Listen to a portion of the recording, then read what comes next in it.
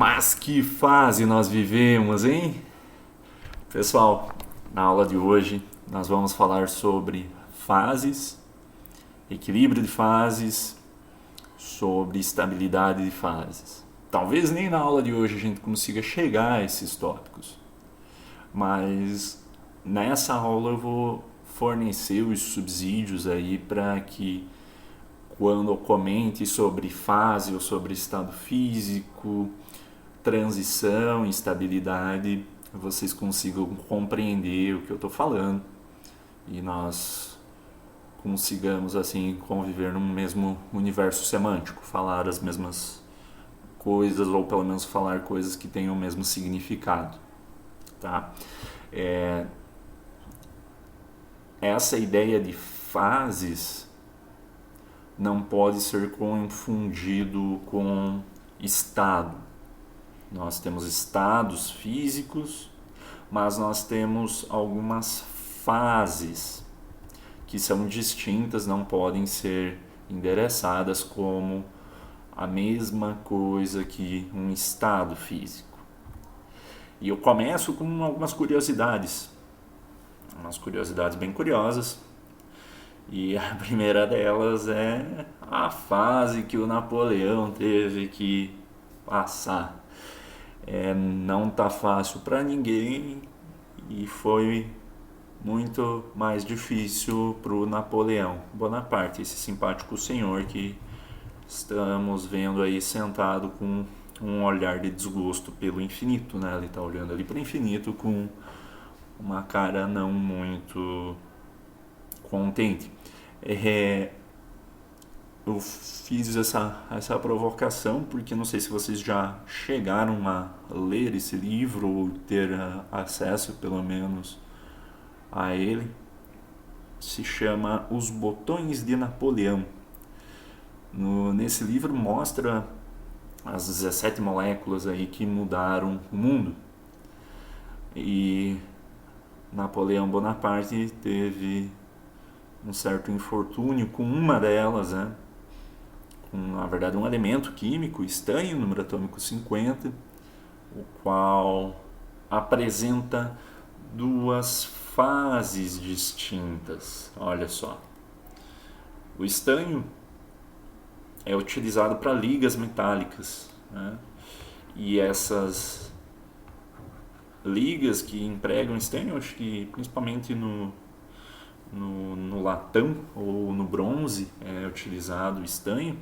Nessas ligas metálicas o estanho é adicionado para conferir algumas propriedades como maior ductibilidade, o que Napoleão não sabia, e também é mais a título especulativo aqui, não necessariamente isso reporta a verdade, mas existem algumas teorias que falam que Napoleão perdeu a guerra na Rússia por causa do estanho.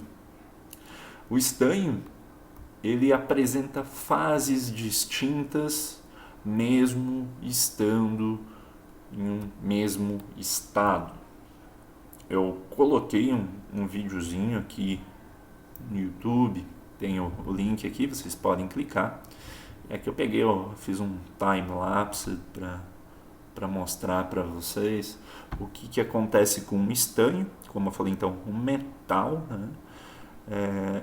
O que acontece ao estanho a menos 40 graus Celsius. A quantidade de tempo aqui não é tão relevante, mas ao resfriar o estanho, você percebe que ele é um sólido metálico, assim como quaisquer outros elementos de transição. Diferente o ouro e o cobre não tem esse brilho metálico, né? Ou pelo menos não esse brilho metalizado, prateado, mas é irrelevante isso agora. Mas o estanho tem um brilho metálico, lustroso, e essa é uma das fases estáveis, uma das fases metaestáveis do estanho.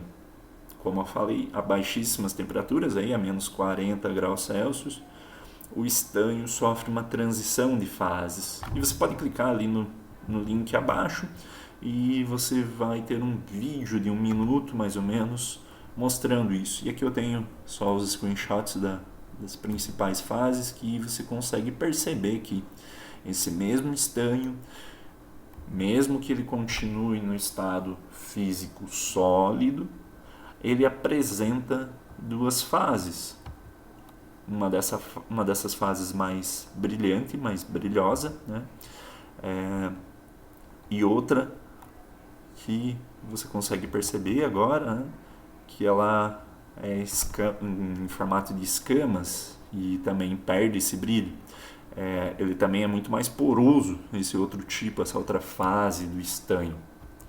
E algumas teorias dizem que os botões aí da roupa não do Napoleão ali, porque aqui ele está de boa ali, sentado para fazer o quadro dele, que alguém pintou, mas os botões da roupa de inverno dos soldados franceses, aí, dos soldados napoleônicos, eles se desfizeram justamente por causa que esses botões eram constituídos de estanho, e esse estanho, quando abaixa as temperaturas, sofre essa transição entre fases. Uma fase passou para outra fase. Embora o estado físico seja o mesmo do estanho, o estado físico seja o sólido, essas duas fases são intercambiáveis. Esse metal transita entre essas duas fases a uma determinada temperatura. Obviamente essa segunda fase aqui, ela não tem tanta resistência, né? E aí, portanto, os botões aí das roupas, das botas, dos casacos, dos soldados do exército de Napoleão, acredita-se, né, que esses botões tenham se desfeito com a temperatura, e as pessoas sofreram muito com o frio intenso que acontecia lá na Rússia. Uns 200 ou 300 anos depois desse problemão aí que o Napoleão teve, houve também um outro problemão, né? A Air France perdeu um dos seus aviões, bem como toda a tripulação, devido a um probleminha nesse equipamento aqui que eu estou rabiscando aqui no slide, né? Que são os tubos de Pitot. E a gente já vai entender o que uma coisa tem a ver com a outra.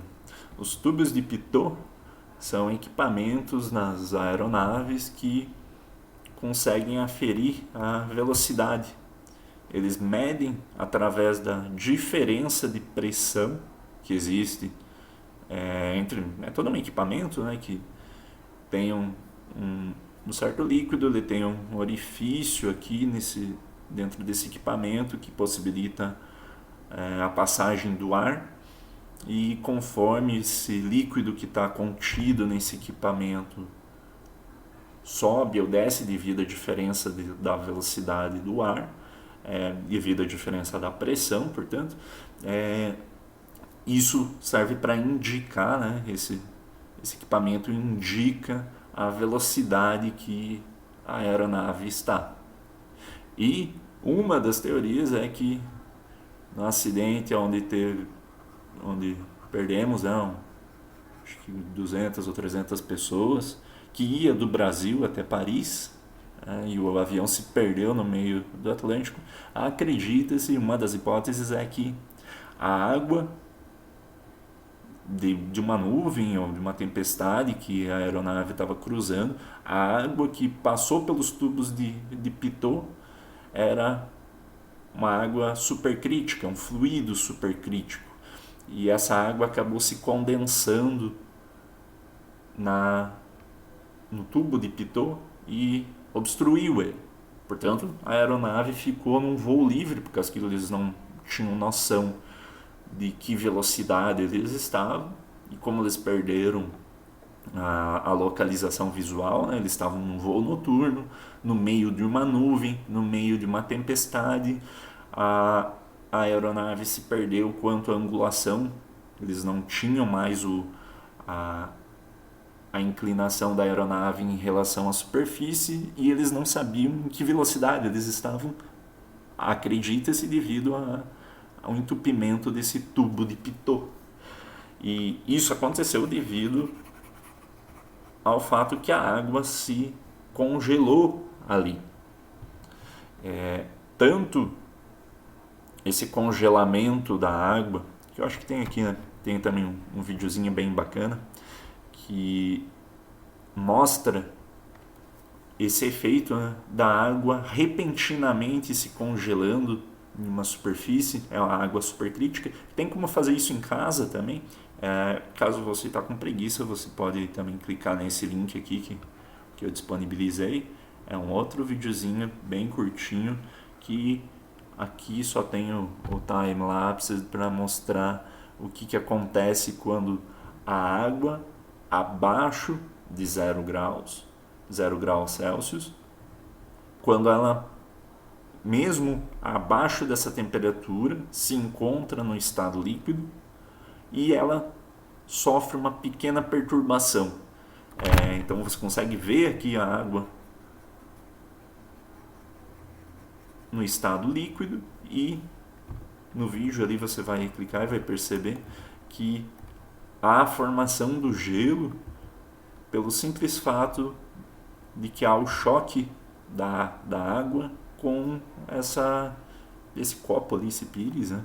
Então, e quanto mais a pessoa vai colocando a água, mais ela vai congelando. No vídeo fica mais interessante de ver aqui, mas essa é uma das propriedades que também está relacionada às fases, né? Algumas substâncias, e a gente vai tentar entender o porquê que isso acontece, principalmente soluções ou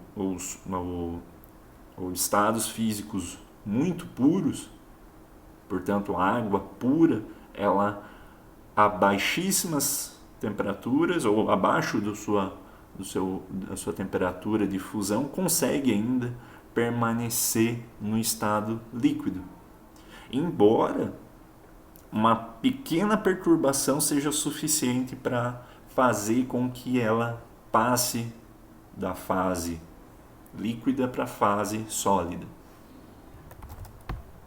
Bem, então vamos a algumas constatações aqui. Você percebeu que o estanho, e eu falei bastante, dei bastante ênfase que o estanho ele ficou no mesmo estado por todo o momento, por todos as fotos ali, as imagens que eu coloquei. Nós tínhamos um mesmo estado físico, estado sólido. Você percebeu que não aconteceu o mesmo com a água. A água, naquele segundo vídeo, a água ia de um estado físico para o outro. Ela estava no estado líquido e foi para o estado sólido. Então, qual é a diferença entre estado, no sentido de estado físico, e fase? E será que existe uma diferença de uma fase em outra? Porque o estanho ali tinha duas fases, né? Até uma delas é denominada alfa-estanho. Nós vamos ver outras moléculas aí, outras substâncias que apresentam mais de uma fase. Então, o que define fase e o que define estado? Então, a fase, aqui são definições, né? É uma porção uniforme, homogênea e fisicamente distinta e mecanicamente separável do sistema. Então, uma fase é uma porção do sistema, da qual eu consigo separar fisicamente, mecanicamente, eu consigo separar ele. Então, quando eu pego um copo de água com gelo, por exemplo, tem vários cubos de gelo e eu posso considerar cada cubo de gelo ali como uma fase. Além da fase, eu tenho o componente, que é um dos constituintes químicos do sistema. Eu também tenho uma outra coisa chamada espécie, que aqui eu não vou focar tanto, hoje é mais só para comentar sobre fase e a diferenciação que temos da fase para o estado físico, mas espécie pode ou não ser uma espécie carregada que existe dentro de uma fase. Então eu tenho espécies químicas dentro de uma fase. A transição de fase tá qual para uma transição de estados. Mas como eu falei, eu posso ter em um mesmo estado mais de um tipo de fase. Ou seja, essa transição de fase é uma conversão espontânea de uma fase em outra. Obviamente isso acontece em uma determinada temperatura e uma dada pressão. Notem que eu deixei algumas palavras em negrito aqui, ó. Espontâneo, sistema, aqui eu só coloquei não são, mas sistemas e espontaneidade. O que isso nos remete? Vocês já devem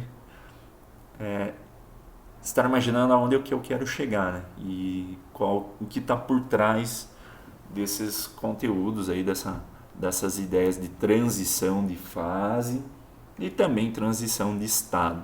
Olha só aqui para também exemplificar um outro tipo de transição de fase. Nós temos dois tipos de fase para o quartzo, aliás, dois tipos de fase do óxido de silício, né? Tanto o quartzo, aqui à esquerda, então tem a representação da estrutura molecular aqui, da estrutura mínima, da estrutura cristalina, né? E o vidro. Notem o que eles têm de diferente. Aqui tem os recortes deles. Notem que o quartzo ele tem uma estrutura distinta do que nós temos no vidro. Pessoal, eu acabei de perceber que tem um erro ali no slide. Eu estava falando sobre vidro e quartzo e eu percebi que tinha alguma coisinha estranha. Acompanhei, eu só inverti as imagens. O vidro, aqui, ó. O vidro, fica melhor assim. O vidro, ele é uma estrutura amorfa. A célula unitária ali do vidro, ela tem uma conformação amorfa, a repetição aí das células unitárias. Agora o quartzo aqui, né? O quartzo não, ele tem uma estrutura cristalina bem organizada. Então eu só no momento que estava explicando aí percebi que eu tinha cometido uma inversão, né? Então o quartzo ele é todo ordenado, enquanto que o vidro ele é amorfo. Então percebam que existe uma diferença que a termodinâmica consegue explicar muito bem aí, né? O estado, a forma como as moléculas estão organizadas é a mesma, ou seja, a conectividade química é o mesmo, mas o jeito como as moléculas estão organizadas não. Então, essa característica de como está ordenado, como está organizado, na físico-química nós temos um indicador que fala sobre isso, que é a entropia. Então, Notem que quartzo e vidro são entropicamente diferentes. Tá? E é aqui que eu aponto aonde a termodinâmica entra para explicar esses processos, né? Principalmente esse processo de transição entre estados, que é uma coisa que a gente já viu lá desde da química geral, mas da transição de fases, tal qual a transição de estados está relacionado a uma diferença entrópica do sistema.